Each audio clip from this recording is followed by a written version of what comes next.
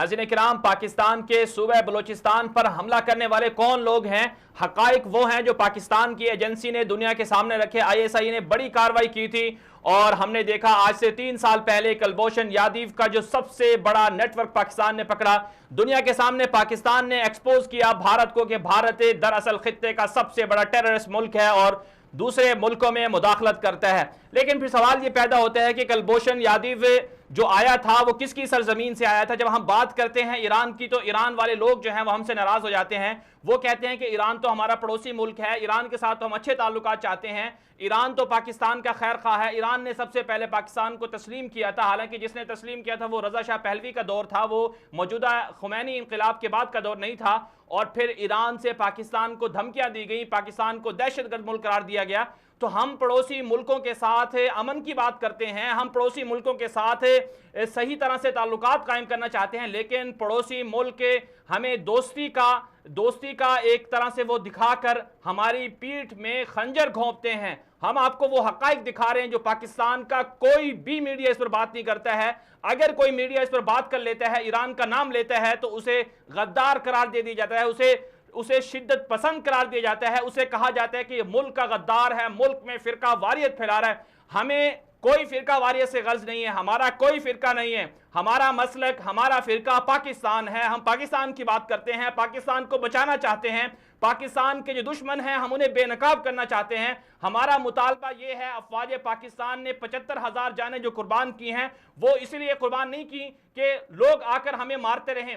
आज हजारा के 9 बंदे क्वेटा में जब मारे गए तो अफवाज पाकिस्तान को गालियां दी जा रही हैं, उनके खिलाफ नारे लगाए जा रहे हैं। किस वजह से नारे लगाए जा रहे हैं? यही हमारी फौज है जो बलूचिस्तान की सरहदों पर जानें कुर्बान कर रही है। और फिर पाकिस्तान की फौज को, पाकिस्तान की ISI को किस तरह से दुश्मन टारगेट करते हैं, किस तरह से दुश्मन वही जो हमें कहते हैं कि हम तुम्हारे दोस्त हैं, वही पाकिस्तान की फौज पाकिस्तान के खिलाफ बात करते हैं। हम आपको हकाइक दिखा रहे हैं। कुलभूषण यादव की गुफ्तगू भी सुनवाएंगे जो उसने इकरार किया था कि वो किस तरह से पाकिस्तान में आकर हमले करता रहा है। लेकिन उसके साथ साथ कुलभूषण यादव ने जो ईरान की सरजमीन इस्तेमाल की थी, जहां से वो खुफिया मराकज़ वो चला रहे थे, जहां पर रॉ के वहां पर नेटवर्क्स और मराकज़ मौजूद हैं, वहां से बलूचिस्तान के अंदर लोगों को मारा गया।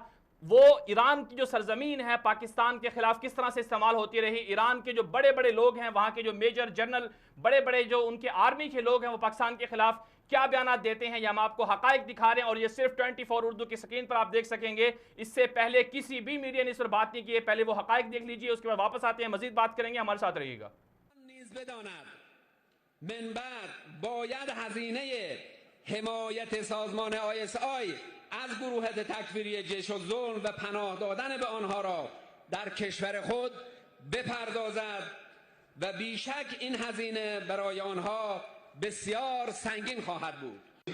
دیگه ما حتما اقدامات جبرانی انجام خواهیم داد و به دولت پاکستان که این ضد انقلاب ها رو، این عناصر خطرناک برای اسلام رو تو منطقه پناه داده و میدونه محلشون کجا هست و این در حمایت نیروهای امنیتی دولت پاکستان هستند، باید پاسخگوی قطعی باشه نسبت به این جنایتی که انجام دادن و بدون تردید اگه اونها را مجازات نکنه در آینده نزدیک اقدامات جبرانی هم روی این نیروی ضد انقلاب و هم در واقع دولت پاکستان هم در واقع هرچی میبینه این آثار و پیامدهای حمایتشون از این نیروی ضد انقلاب.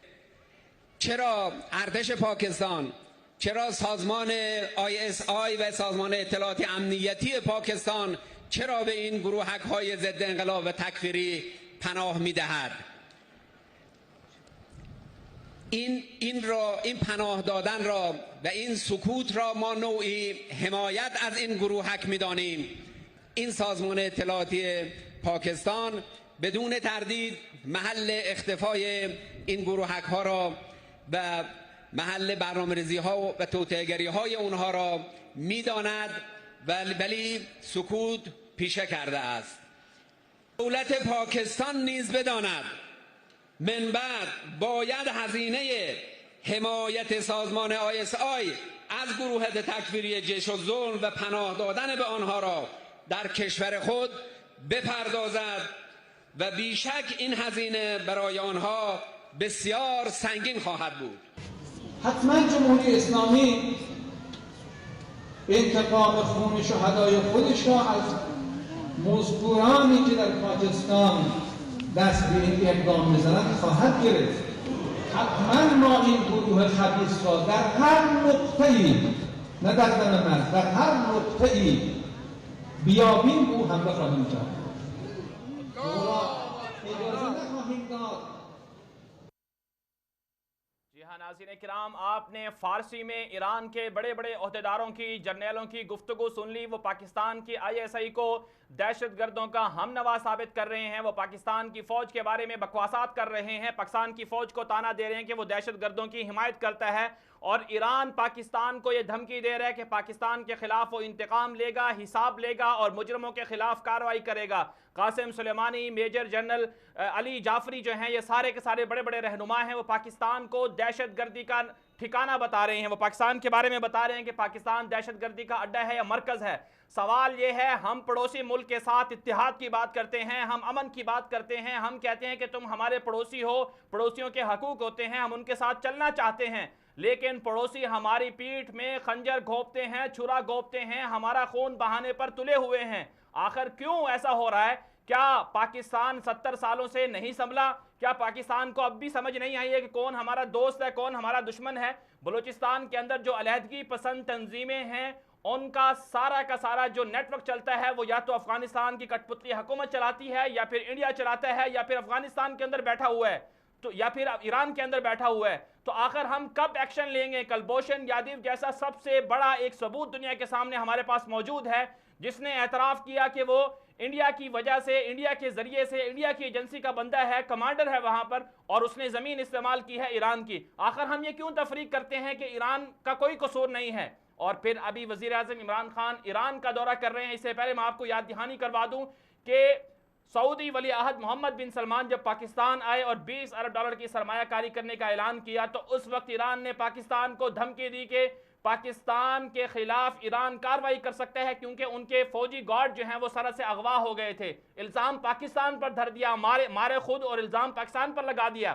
پھر اس کے بعد ہم نے دیکھا کہ جس طرح مہاتیر محمد پاکستان میں آئے، یوم پاکستان تھا، دنیا کی نظریں پاکستان کے اوپر تھی، اس وقت بھی ایران نے پاکستان کے اندر سازش کرنے کی کوشش کی، مفتی محمد تقی عثمانی پر حملہ کیا، اور ہدف کیا تھا کہ پاکستان کو بدنام کیا جائے۔